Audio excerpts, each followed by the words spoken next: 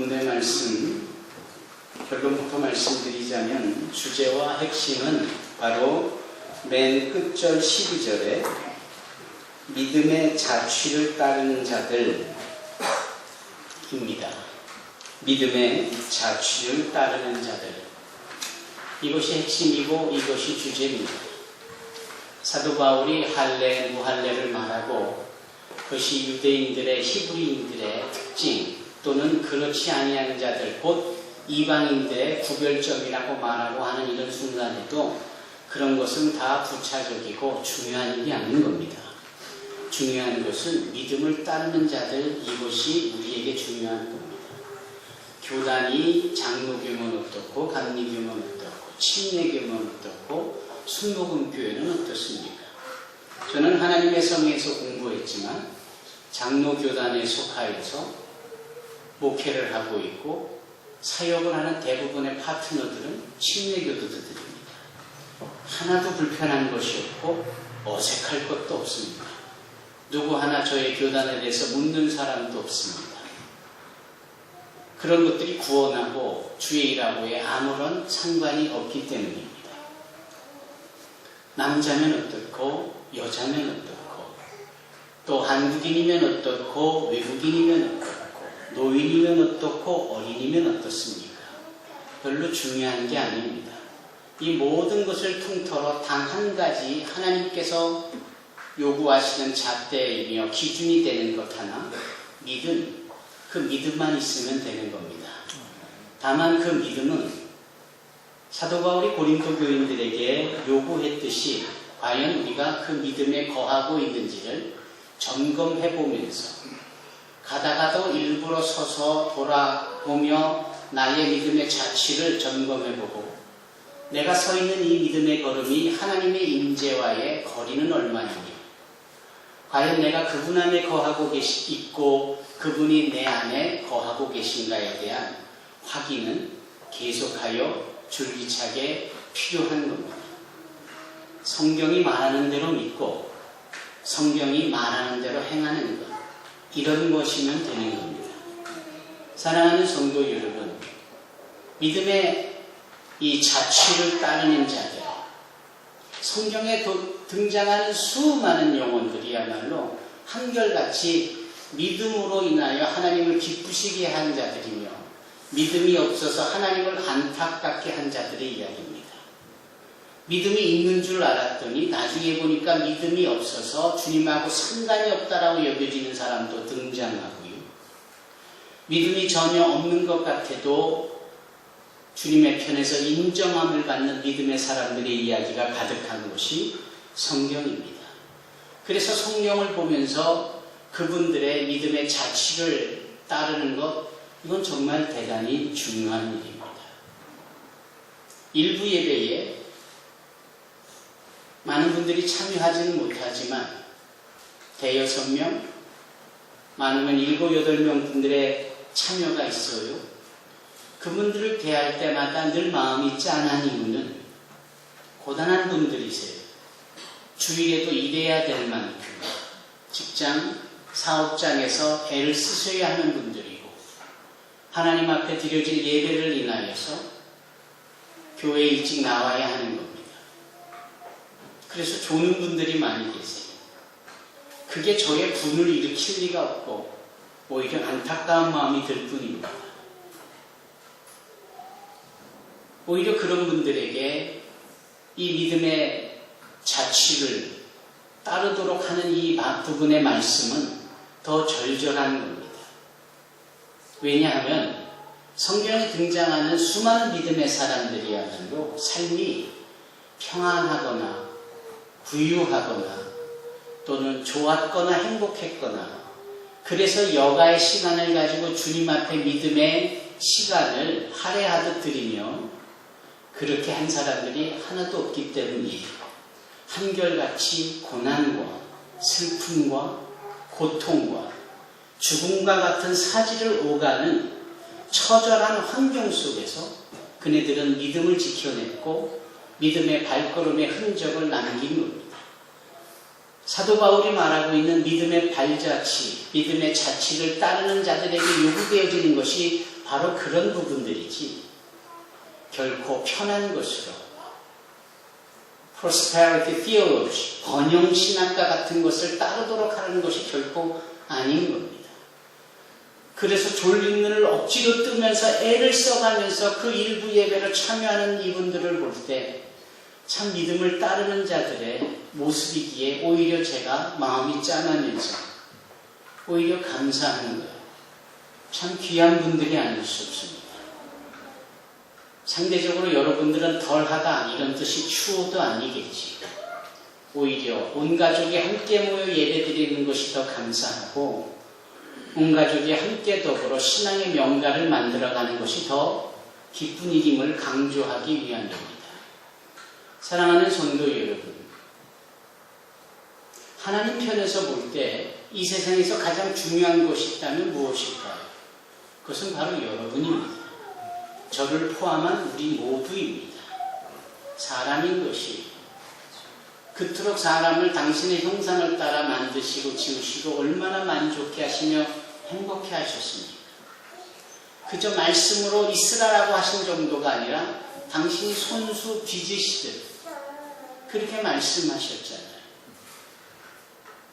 주님께서 요한복음 8장에 그 무릎을 꿇으시고 땅에 손으로 무엇인가를 쓰셨던 그 일 속에 그 땅은 곧 우리 각자를 의미합니다. 왜? 우리는 흙으로 지어진 이 땅의 존재이기에.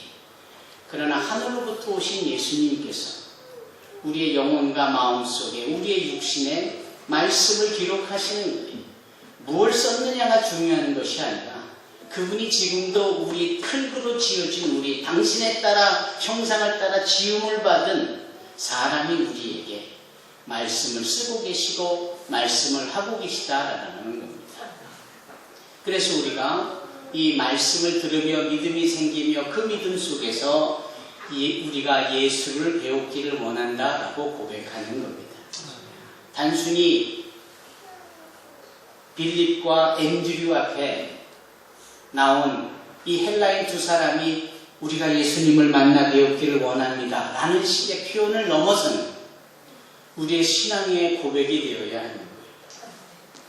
여러분, 하나님께서 우리를 얼마나 사랑하시고 귀하게 여기시는지, 그분은 당신의 독생자라는 말은 the only one, 유일한 하나밖에 없는 걸 의미합니다.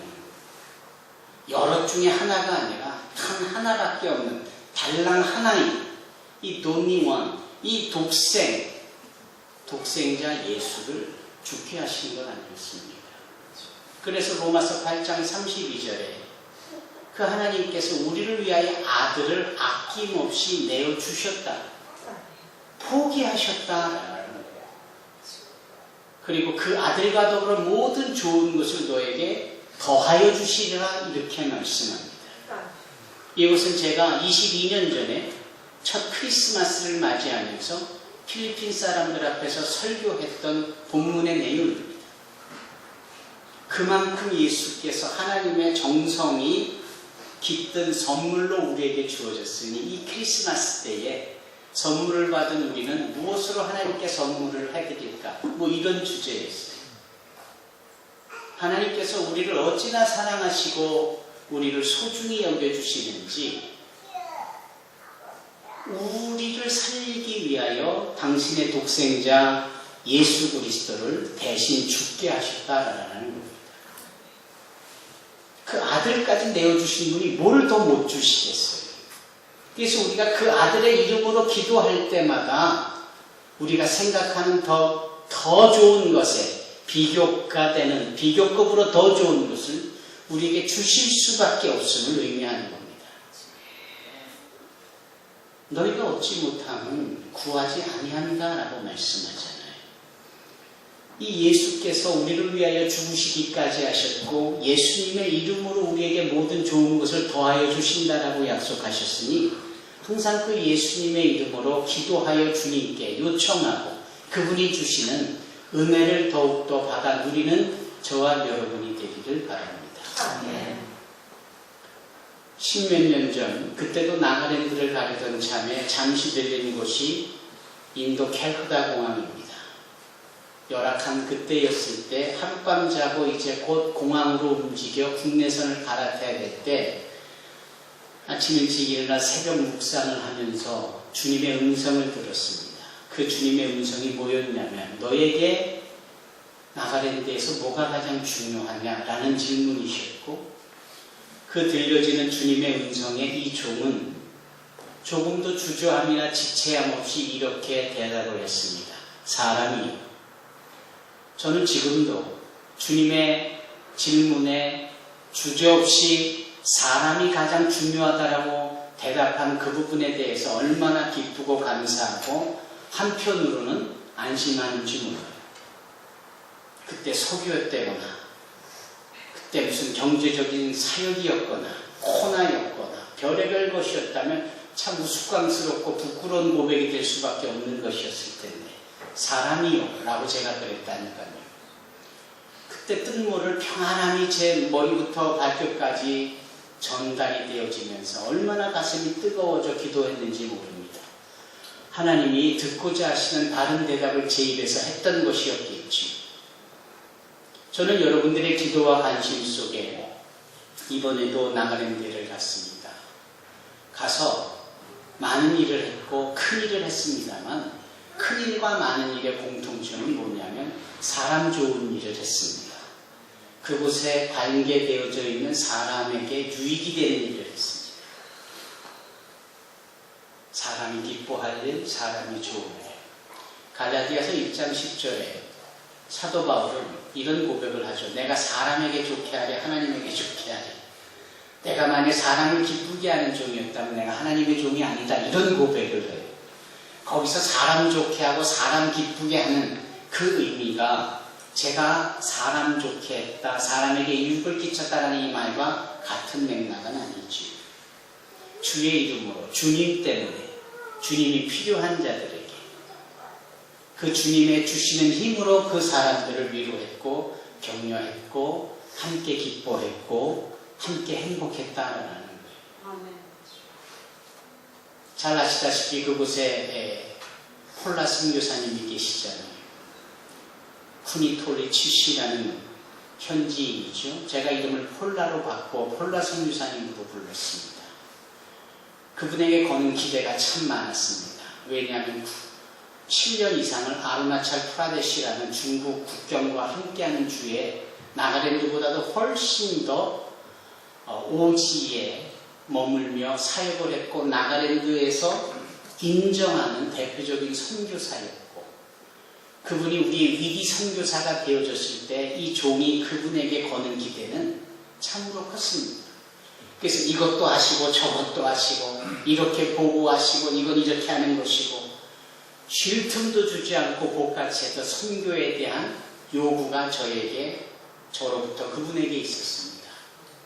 이번에 가서 보니 제가 깜짝 놀랐어요. 왜? 너무나도 지쳐 계시는 겁니다. 너무나도 힘들어서 완전히 에너지가 고갈되어 있는 그 선교사님을 봤습니다. 두 가지를 발견했습니다. 하나는 사역이 너무 많았다라는 것과 두 번째는 그동안 산소망교회 이름으로 위기의 이름으로 코나의 이름으로 수많은 사역자들 스태프들을 보냈는데 유독 그분만이 이 보내진 한국 사람들을 현지에서 음식을 해서 공급하고 머무는 곳에 청소도 하고 나가랜드에서 필요한 모든 것들을 지원하는 직간접적인 도움을 오직 이분이 홀로 다 행하고 계셨기 때문에 너무나 지쳐 계시는 거예요. 그래서 제가 모든 사역을 내려놓기로 했습니다. 그리고 그 디마풀 우리 위디 베이스에서 가장 가까운 이주민 선교만 하는 그 그레이스 콜로니 사역 하나만 하시도록 더 이상 한국 사람이 가도 지금까지 해오셨던 것처럼 하지 않으셔도 된다. 자유함을 드렸고 좀 쉴 수 있는 여유를 드렸습니다. 얼마나 행복해 하시고 얼마나 감사하는지 모르는 거예요. 그분이 살아났습니다.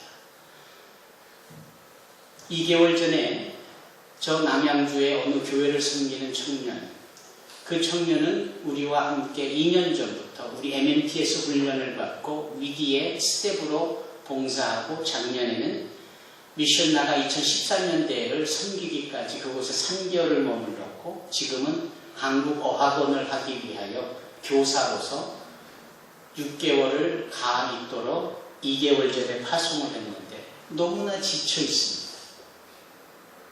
이 지쳐 있는 이유가 더운 날씨, 너무나 많은 일들을 다 감당을 해야 되고 도와야 되는 일들. 그래서 과감하게 어학원을 분리를 했습니다. 그리고 공기 좋고 시원하고 체류하기 너무나 좋은 코이마나라는 곳에 주정부 교육부에다가 요청을 해서 이러이러하니 우리 어학원 건물을 코이마로 옮겨주시오 라고 하니까 그 즉시 그 요청이 수용이 돼서 디마풀에 있는 저희 어학원 건물보다 3배나 편하고 좋은 시설이 다 돼 있는 건물을 바로 요청받게 그 다음날 주어서 이제 이 박종훈 형제가 그를 이전을 하고 어학원 사역을 그곳에서 행하도록 했습니다. 페이스북으로 찍어온 그의 얼굴이 예전하고 많이 달라요. 너무 행복해하고 너무 기뻐하는 겁니다. 한 달 전에 그곳에 파송한 25년을 필리핀과 중국에서 사역의 경험이 있는 베테랑들이지요. 68에 65의 두 노부부 선교사님을 그곳에 보냈습니다. 워낙 전문가들이시고 경험이 많으시기 때문에 기대하는 바도 컸습니다. 이번에 가서 보니까 두 분이 아무것도 못한 채 꼼짝없이 방에만 누워 계신 걸 봤어요. 연세의 한계를 못 느끼는, 넘지 못한 겁니다. 그래서 그분들을 목곡청으로 보냈습니다. 목곡청에 나가랜드 역사상 가장 처음 세워진 신학교에 학자한테 얘기를 해서 이분들을 교수로 받아들이고 설교학과 한국어를 그곳에서 가르치는 조건으로 교수에게 주어지는 집 한 채를, 캠퍼스 안에 있는 집 한 채를 준비하게 하고 그곳에 머물게 했더니 너무 좋아하시는 거예요. 그래서 제가 그분들에게 거는 기대에 그 목표치를 수정했습니다. 이것저것 다 내려놓고 그냥 거기서 편안히 계시면서 한 2년 동안 쉬시면서 그냥 위디가 행하고자 했던 일들에 대해서 그냥 기도만 좀 해주시면 좋겠다. 이 두 분이 너무 좋아하시는 거예요. 여러분, 이게 큰일이고 이게 많은 일이 아니고 무엇입니까? 사람 좋고 그 사람을 통하여 나타내시는 하나님의 영광이 그렇게 비춰지고 드러났다면 얼마나 감사한지 모릅니다. 칼럼에도 나왔듯이 그런 것이 그냥 계획으로만 나타냈고 실행 단계에서 많은 시간과 물질과 여러 가지 공간적인 차원이 필요했다면 하고 싶어도 못하는 일입니다. 주님의 은혜가 있어 지금까지 해왔던 일들이 있으니까 그냥 요청만 하면 다 되는 겁니다. 이 모든 인프라를 허락하신 분도 주님이시고 이때에 이 사람들의 회복과 더 큰 일을 위하여서 준비시키는 것도 주님이시리라 믿습니다. 이것이 여러분들의 기도의 후원 속에 제가 가서 이번에 가서 행한 일입니다. 위디 소나게 고아원이 잘 되고 있어요. 그래서 그냥 물질로 후원하기보다는 돼지를 몇 마리 사들여서 돼지를 키워가며 수익을 창출하며 그 소나기 고아원에 필요한 소리 없이 나누는 기쁨, 소나기 고아원에 8명의 이 어린 고아들에게 기쁨과 성장할 수 있는 회복의 기회를 또 제공하고 얼마나 좋은지 모릅니다. 감사한 일이죠. 저는 아무것도 아닌 것 같은 이런 일들이 사역의 자취라고 생각을 합니다. 그곳에 나이와 상관없이 무작정 진행하여 나간 이 노부부의 걸음 또한 믿음의 자취라고 생각을 합니다. 보내니까 보내지고 그러면 코이마로 이전을 해서 또 이렇게 하니까 제가 한 2개월은 더 있는 것이 좋겠다고 자원하는 이 청년의 고백 속에서 믿음의 자취를 봅니다. 헌신과 섬김으로 번아웃이 되어지고 지치는 가운데서도 그 사역의 끈을 놓치지 않았으나 이제 회복과 더불어 큰 기쁨이 열리고 누리게 되어지는 이 현지 선교사님들의 자취를 보는 겁니다. 제가 이번에 믿음의 자취를 따라 옮겼다라고 해도 과언이 아닙니다. 제가 거기서 마치고 여느 때와는 달리 3, 4일 정도의 스케줄로 필리핀에 갔어야만 했습니다. 왜냐하면 이미 컬럼에서 들으셨지만 이 두 노인분께서 필리핀에 행한 일이 있었고 그것을 제가 오래전부터 준비해왔던 일 중에 하나였고, 근데 이분이 다 여든들이 넘으신 분이세요. 모세가 말씀한 인생이 강건하면 80이다라고 하는데 이분들은 그 80의 언저리에서 끝자리에서 남은 1, 2년의 시간에 조금이라도 더 움직일 수 있는 이 상황 속에서 의미 있는 일을 통하여 믿음의 자취를 남기고자 그것을 날아오는 겁니다. 한 분은 국제기아 대책을 전 세계에 세워서 총재로서 오랫동안 있고 한국에서도 국제기아 대책을 세우고 그 일을 감당했고 캄보디아에 가서 사람을 구원해내는 일을 행했던 사람이고 지금은 로잔의 대표로 있고 지금은 또 전 세계적으로 2억 5천만 명이 움직이는 이 디아스포라들을 함께 모아서 이주민 선교 신학을 만들고자 내년 3월에 마닐라에서 포럼을 준비하는 일을 대표하고자 하는 분이셨어요. 에너지가 얼마나 많은지 몰라요. 그런데 이번에 보니까 에너지의 끝에 가 있더라고요. 왜 촛불도 꺼질 때가 되면 팍 떨고 오히려 지금보다 더 환해지잖아요. 잠깐이겠지만 딱 그 모습을 제가 봤어요. 근데 그분이 더 놀라운 일은 북한의 어린이들을 너무나도 오랫동안 너무나도 자세하고 여러 정치적 논리나 이데올로기를 떠나서 그냥 사람 살리는 그 일에 사제를 털고 미국의 NGO들을 동원하고 그런 일들을 해오고 있는 거예요. 그런 일들을 함께 한 분이 컬럼에도 나왔던 연변과기대 총장이고 평양과기대 총장인 김진경 박사세요. 그분도 81세요. 24살의 약간의 나이로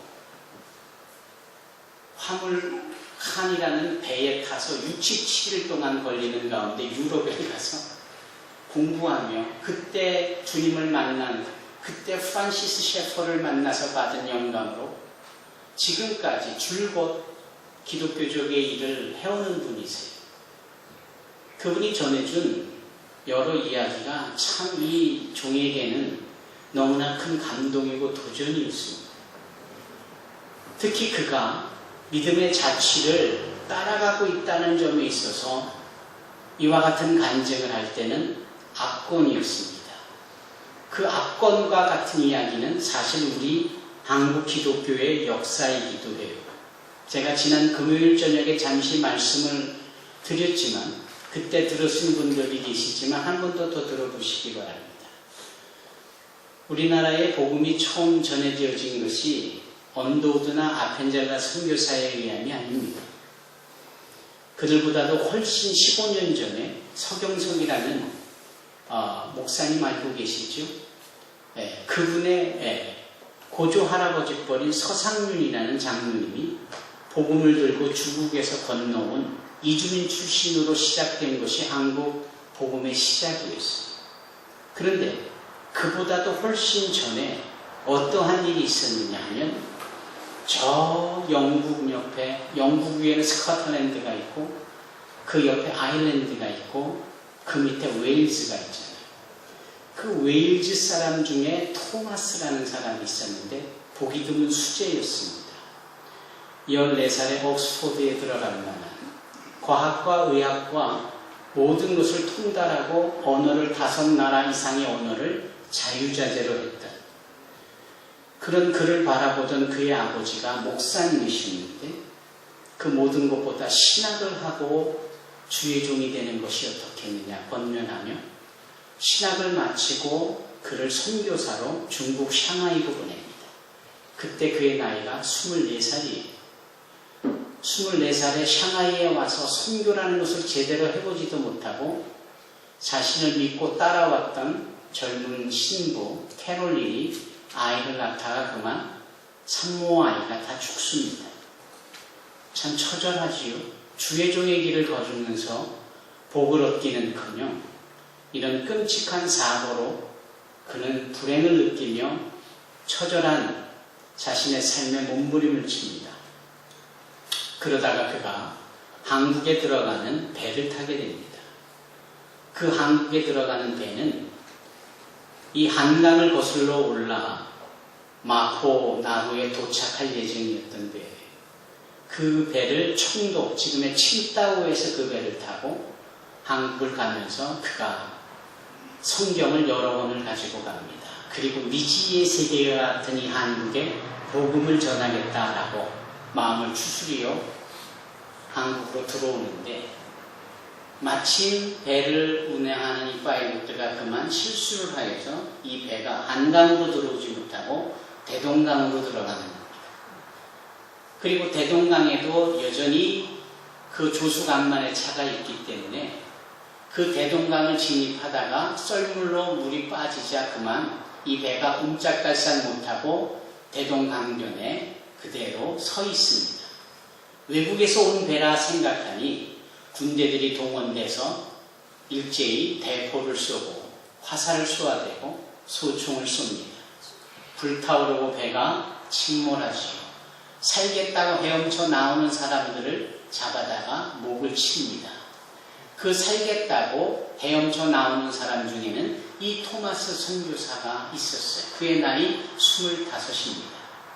그 헤엄쳐 나오는 순간에도 그의 손에는 성경 3권이 들려 있었습니다.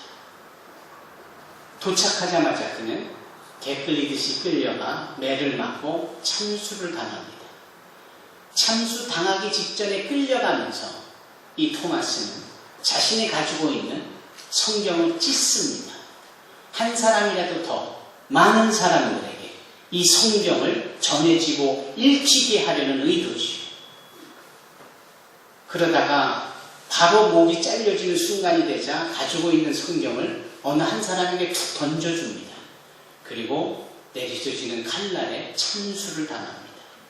여러분, 도대체 그의 삶은 어떠한 삶입니까? 실패의 삶인 것이지요. 이게 무슨 개죽음입니까?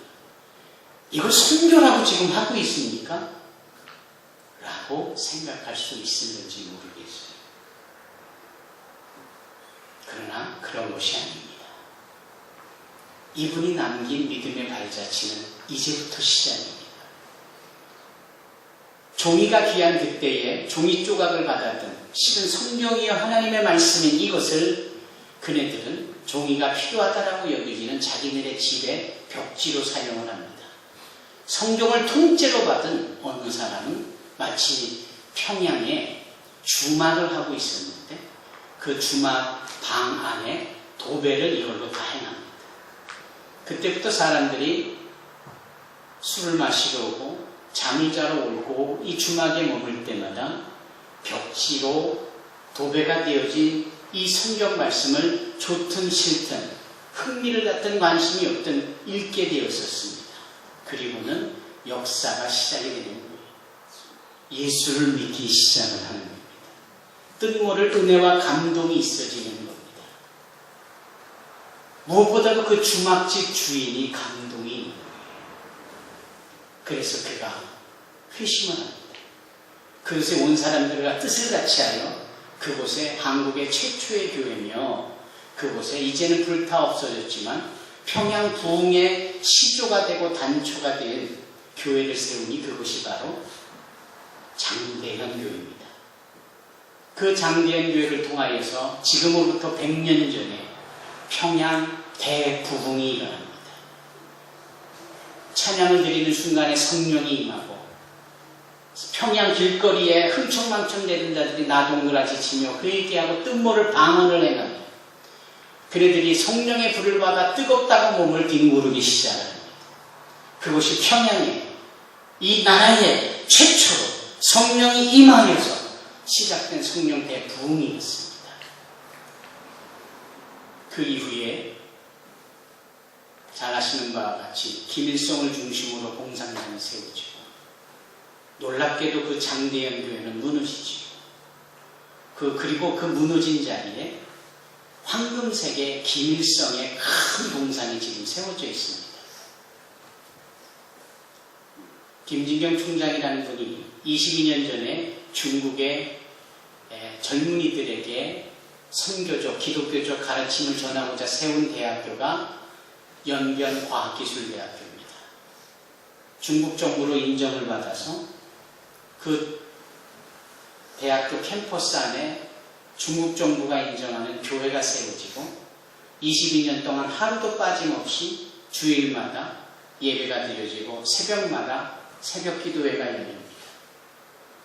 중국 정부가 인정하는 수많은 중국 청년들이 일어나 세상의 리더십이 되어져 가는 이때에 그것을 바라보던 김정일이가 김진경 총장에게 콜링을 합니다. 우리도 연변과학기술대학교 같은 학교가 이 북한에도 있었으면 좋겠다. 두 가지만 약속해다. 뭐냐? 평양과학기술대학교를 세울 때 필요한 땅은 내가 직접 고르고 내가 이 땅이다라고 하면 무조건적으로 나한테 줄 수 있느냐? 김정일이가 준다라고 약속을 했습니다. 연변과학기술대학교는 기독교 학교다. 평양과학기술대학교가 내가 관련해서 여기에 세워지면 그 또한 기독교 대학교일 수밖에 없다. 교회가 세워져야 하고 예배를 드려야만 한다. 예배 드릴 수 있도록 보장해 주겠는가? 김정일이가 보장해 줬습니다. 그리고 이 내용을 다 증명하는 증명서를 발급을 했습니다. 나중에 이야기지만 그 김정일이가 죽기 전 그 아들 김정은이에게도 동일한 지시를 행하여서 여전히 동일한 특권이 주어지고 있습니다. 제가 드리고 싶은 말씀은 그런 특권이 아니라 이 이야기입니다. 평양 측에서 여기저기 학교에 사용되어질 땅을 제한을 하는데 다 마음에 안 든다는 거예요. 뜻모를 불편함이 있다는 거예요. 기도해도 아니다 싶은데 어느 지역에 이렇게 지나가는데 여기다라는 생각이 들더래요. 그래서 이 땅을 나한테 다오. 그때 거기가 바로 대동강변이고 평양의 핵심 지역과도 너무나도 그리고 거기에서 세우면 주요 군사 기지가 시설들이 한눈에 보이기 때문에 도저히 불가능한 거죠. 근데 여기 아니면 난 안 하겠다고 하니까 김정일이가 6개월 만에 그 모든 군사기지를 다 다른 데로 철수를 합니다. 그리고 어떠한 보완적인 의미가 이제는 없다라고 여겨질 그때에 허락을 했고 그 땅을 불화받아서 이제 공사를 시작하는 겁니다. 공사를 하는데 뭔가 땅에서 걸리는 게 있어요. 심상치 않은 거죠. 그래서 보니까 무슨 종각 같다라는 거예요. 그래서 공사를 멈추고 다시 흙을 덮고 여기는 창고 자리다 그래가지고 허름하게 창고를 대신 하나 져놓고 다른 곳에 열심히 토목 공사를 하기 시작했다라는 겁니다. 그리고는 밤마다 북한 엔지니어들 말고 뜻을 같이 하는 믿음의 교수들과 당신이 직접 삽을 들고 그 묘한 것이 발견된 곳, 그 허름한 창고 안에 들어가서 흙을 팔기 시작합니다. 파내어져서 발견되어진 그것이 뭐냐면 바로 150년 전에 그 토마스 선교사의 순교를 기념하는 기념교회가 세워졌었는데 그것이 공산당에 의하여서 무너지고 그냥 땅속에 파묻혔던 것이 발견이 됩니다. 여러분 생각해 보십시오. 이 믿음의 자취를 쫓아가 그곳에 믿음의 학교를 세워가며 지금도 수많은 젊은이들이 믿음의 자취의 걸음을 걷게 되어지는 이 놀라운 하나님의 섭리를 보십시오. 저는 그 간증을 들으면서 울음이 복받쳐서 한참을 울었습니다. 어떻게 그렇게 신명억측할 수 있을까? 지금 그 교회 종이 이제는 버젓이 더 이상은 창고가 아닌 평양과기대에 채플홀이 되어져서 이런 성전이 돼서 한가운데 걸려 있습니다. 이게 대한민국을 향한, 이 조선 땅을 향한 하나님의 계획이셨고 복음의 흔적이었고 자취였습니다. 우리가 이 믿음의 자취를 따르고자 하는 것입니다. 그 믿음의 자취는 단순히 80 넘은 이 두 사람의 믿음의 자취를 넘어 150년 전에 저 멀리 웨일즈에서 이곳을 향하여 왔던, 선교라는 것을 제대로 해보지 못하고 실패로 끝내버렸으나 오히려 하나님은 그와 같은 단순함과 그 실패와 같은 것을 귀하게 여기시어 믿음의 자취에 선명하게 두고 그 일에 함께하고자 우리를 불러주시는 모든 일들과, 여러분 이것을 넘어서 초대교회를 넘어서 2000년, 3000년 전에 수많은 믿음의 선지들의 발자취를 우리가 바로 이때에 따라야 되는 것이 아닙니까? 여기 사도 바울은 이런 말을 하는 겁니다. 불법이 사함을 받고 죄가 가리워짐을 받는 사람들은 복이 있고 주께서 그 죄를 인정하지 아니하실 사람은 복이 있도다. 우리가 말하는 복과는 너무나도 다른 거예요. 잘 먹고 잘 살고 평안하고 문제없고 다 기도대로 되어지는 이 모든 일이 복으로 알았는데, 사도 바울이 정의하는 복은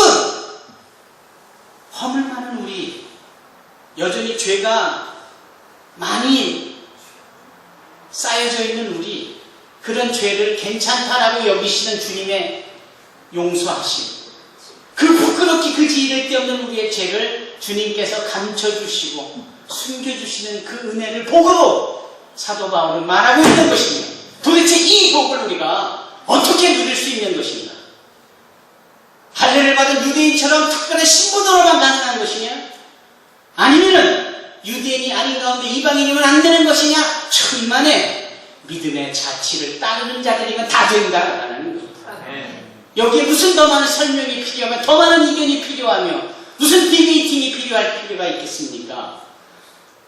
교단이 어떠면 어떻고 저러면 어떻고 믿음의 생활을 오래 했으면 어떻고 나는 이렇게 생각, 그게 다 뭡니까? 오직 단 하나, 믿음. 그 믿음으로 기뻐하실 그 하나님 앞에서 우리가 따르는 그 믿음의 자취, 이거 하나는 우리는 복 있는 자들입니다. 여전히 죄가 많아도 주님께서 그 죄를 감춰주실 복을 우리가 누릴 수 있는 것입니다. 여전히 많은 흔적들의 죄악이 있어도 그걸 죄로 인정하지 아니하시는, 공의롭게 오히려 칭의해 해주시는 그 주님의 은혜가 바로 복인 겁니다. 우리 교회는, 우리 성도는 상대적으로 경제력이 약합니다. 그래서 고생도 많고 고민도 많고 남들보다 힘듦도 있는 것 같아요. 그러나 차라리 그럴지언정 편안해서 배불러서 나는 주님을 모른다 하는 이런 믿음의 둔감함이 없는 것이 오히려 감사하는 겁니다. 고난받은 것이 내게 유익이라 내가 이로 인하여 주의 율례를 배웠다가는 이 고난이 나의 이 성숙한 신앙을 오히려 채찍질하고 오히려 달리는 말에 채찍을 가듯이 더욱더 내가 주님을 알아갈 수 있는 일이 되어진다면 이 고난은 오히려 기쁜 겁니다. 이 고통과 아픔이, 슬픔이 오히려 우리에게 유익이 되어지는 거예요. 사랑하는 성도 여러분, 좌우에 계신 분들하고 이렇게 나누십시다. 뭐라고 말씀을 하시느냐면 이렇게 믿음의 자취를 따라가십시다.